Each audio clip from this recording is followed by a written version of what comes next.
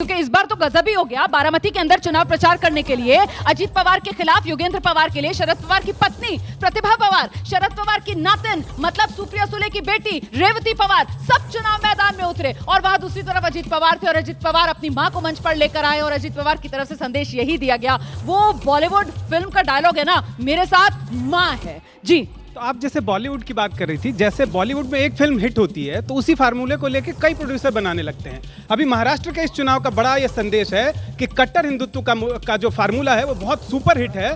अब देखिए कि शिवसेना जो कि उद्धव ठाकरे उसी फार्मूले को लेकर हमेशा चलते रहे। मुझे लगता है अब एक होड़ फिर ये लगेगी कि क्या दोबारा हम हिंदुत्व की तरफ जाएं। और क्योंकि अभी कितना कट्टर हिंदू हितैषी, इसको लेकर आप कह रहे हैं मुकेश केजरीवाल जी की इसको लेकर भारत की राजनीति में अब नई तरीके की दौड़ और होड़ शुरू होगी। मैं बिल्कुल अग्री करती हूँ कि ये आगे गई है ये बात। और एक बात जो हमारे कोई मित्र कह रहे थे अभी, ये जो टोलियां बनी संघ की और जो हरियाणा से इंस्पिरेशन लिया गया कि अब साथ मिलकर गांव-गांव में बिल्कुल काम करना है, सो दैट कलेक्टिव एफर्ट वो काफी काम करता हुआ दिखाई दे रहा है। और मुझे तो लगता है कि अब वो सामाजिक क्या कहते थे, सामाजिक का आपको सबको अधिकार दिलाना है बराबरी वाला, और सामाजिक न्याय और जातिगत जनगणना, वो कास्ट सेंसस, अब तो उन सारे मुद्दों की हवा निकल गई। मतलब देखिए, मैं शुरू से कह रहा हूं कि लोकसभा चुनाव में जिन मुद्दों को लेकर विपक्ष उतरा था भारतीय जनता पार्टी के खिलाफ और खासी कामयाबी उसने हासिल की, वो मुद्दे विधानसभाओं में उस तरीके से नहीं चल सकते।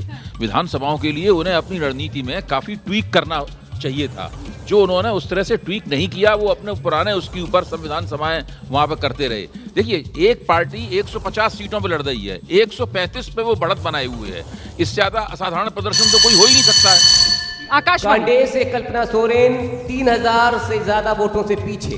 गांडे से कल्पना सोरेन पीछे हो गई है। जेएमएम की जीती हुई 2019 में ये सीट, सरफराज अहमद ने इस सीट को जीता था। कल्पना सोरेन उपचुनाव में उतरे और विधानसभा पहुंचे। सरफराज अहमद ने इस्तीफा दिया था। उपचुनाव में तो कल्पना सोरेन जीत गई, लेकिन अब 2024 विधानसभा चुनाव गांडे में कल्पना सोरेन, हेमंत सोरेन की पत्नी को झटका लग रहा है। फिलहाल गांडे सीट से कल्पना सोरेन पीछे हो गई है। प्रोफेसर साहब नहीं, ठीक है, अभी क्या होगा ये नहीं कह सकते क्योंकि आगे पीछे चलता रहेगा। अभी आधे एक घंटे के बाद मैं बता पाऊंगा ज़्यादा। मैं अभी भी बार बार कह रहा हूँ कि झारखंड में जो लड़ाई है वो इतनी एक तरफा लड़ाई नहीं है। महाराष्ट्र की लड़ाई लगभग बिल्कुल पूरे तौर से एक तरफा है।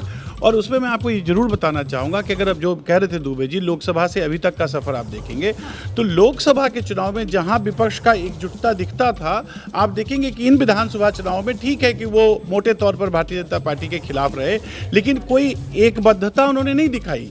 कोई लेकिन एक चीज जरूर साफ हुई है कि महाराष्ट्र की जो जनता है ना, वो बड़े निर्णायक अंदाज में फैसला सुनाती है।